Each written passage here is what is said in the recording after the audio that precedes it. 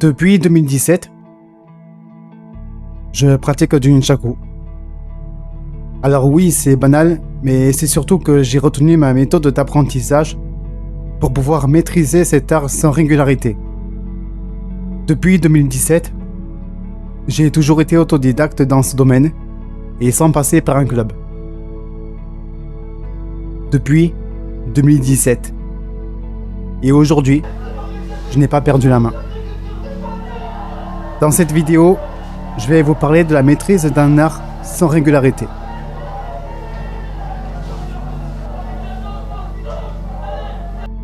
Pour commencer, je me suis acheté mon premier nunchaku.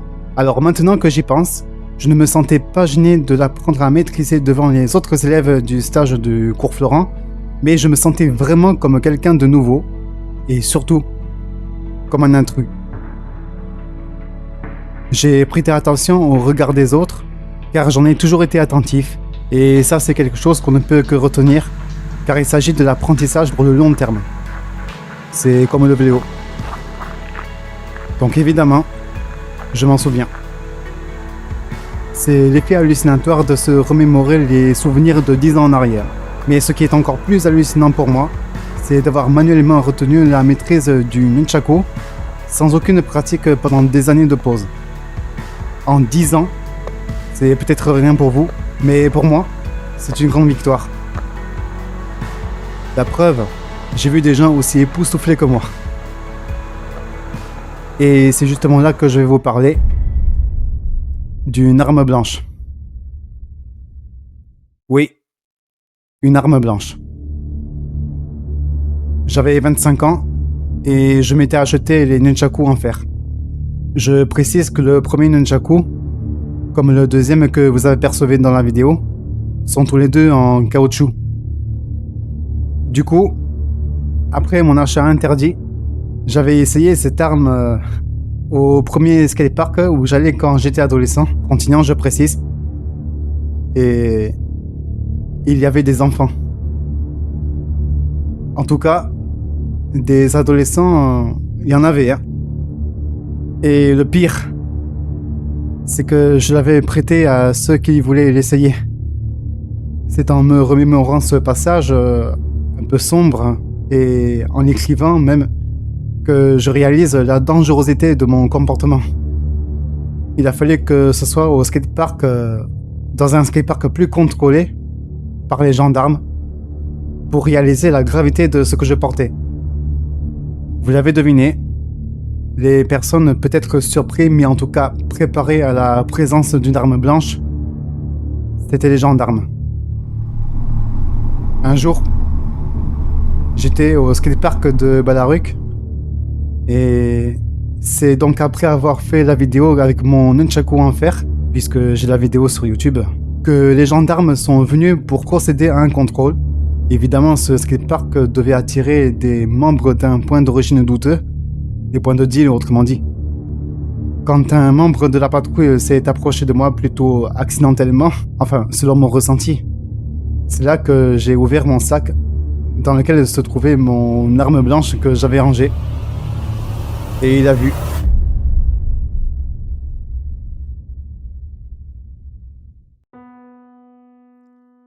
Alors la patrouille m'a convoqué à la gendarmerie. Je me sentais vraiment comme un individu qui n'avait rien à se reprocher et pourtant je possédais une arme blanche. Donc j'étais dans l'ignorance totale, mais je représentais un danger public. Le jour de ma convocation, un officier m'a même parlé d'un avocat si je voulais garder l'arme, mais je ne voulais pas en arriver là. Quand il m'a demandé ce que je fais comme sport, je lui ai répondu que je pratiquais des arts martiaux. Il m'a demandé lesquels. Et là, j'étais vraiment gêné parce que je ne savais pas trop quoi répondre. Moi qui n'ai jamais participé à un club, il y a des années je veux dire. Je n'étais dans aucun club spécifique. J'apprenais tout seul, par moi-même, malgré le peu de mes moyens et dangereusement surtout. J'étais tout simplement passionné. Mais tellement passionné que j'ai extériorisé mes preuves en pratique, jusqu'à provoquer accidentellement la réaction des gendarmes. Je leur ai même parlé de ma chaîne YouTube, La première, où je faisais quelques vidéos de nunchaku.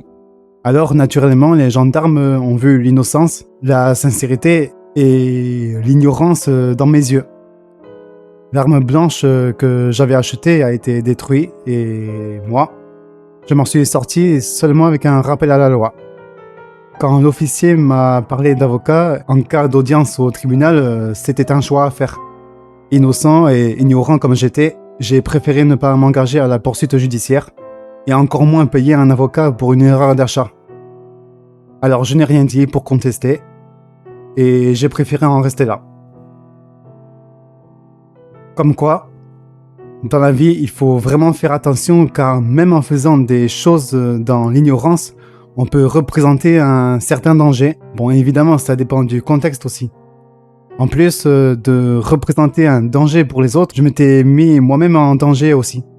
Et je considérais que j'étais mal orienté de la part du magasin où j'étais, que je n'étais pas suffisamment retenu pour acheter une arme. Le magasin m'a laissé libre de l'acheter sans savoir si j'étais professionnel dans un club ou ne serait-ce que d'être dans un club. Je n'avais pas ma carte pour le prouver, pas le moindre contact d'un club pour usage privé. Ou alors c'est moi qui l'ai mal compris quand j'étais au magasin. En tout cas, ce qui est sûr, c'est qu'il y a des années, je n'étais pas du tout ce que je suis aujourd'hui. Bref, personne ne m'a interdit à acheter un nunchaku en fer sans savoir ce que j'allais en faire vraiment. Et ça, je pense que c'est la raison principale pour laquelle j'ai arrêté de pratiquer du nunchaku pendant de longues années. Et me revoilà aujourd'hui, à 30 ans. Précisément 31 à l'heure où j'ai écrit. Du coup, pour revenir au sujet de la vidéo, comment se fait-il que j'ai gardé le même niveau selon mon ressenti ? Il me suffit de revoir les possibilités du mouvement permettant d'enchaîner les combos en se laissant aller progressivement. Du coup, je parle de progrès, ce qui peut vouloir dire que je dois rattraper le niveau, comme ce qui peut vouloir dire que je suis resté au même niveau aussi. Et cela aussi dépend des combos que je réalise. Reposer chaque mouvement sur les poignées de main permet de ressentir la fluidité et donc de mieux mémoriser la pratique. Le meilleur moyen de le savoir, c'est de voir que le nunchaku reste dans la ligne du maniement sans qu'il se balade à droite comme à gauche. Et ça, quand on le pratique, en principe, on ne regarde pas entièrement le nunchaku. On regarde surtout droit devant, comme si on a la cible à viser, un adversaire autrement dit. Dès que le nunchaku se balade dans tous les sens, on le ressent nous-mêmes. Ce qui veut dire que la pratique, ce n'est pas ça du tout. Il faut que la fluidité permette au nunchaku de rester dans la ligne selon les mouvements qu'on fait. Et ça, peu importe les mouvements que je réalise, en tant qu'amateur, c'est tout ce que je ressens. Et ça, je pense que c'est une bonne philosophie pour garder la liberté physique et psychologique, parce que je sais qu'il y a de la spiritualité à l'intérieur et on en ressort toujours avec un sentiment fort. Voilà, c'est la fin de cette vidéo et j'espère qu'elle vous aura plu. Si c'est le cas, n'hésitez pas à mettre un j'aime, à la commenter, à la partager. Et on se retrouve jeudi prochain à 14h pour une nouvelle vidéo. Salut et à la prochaine.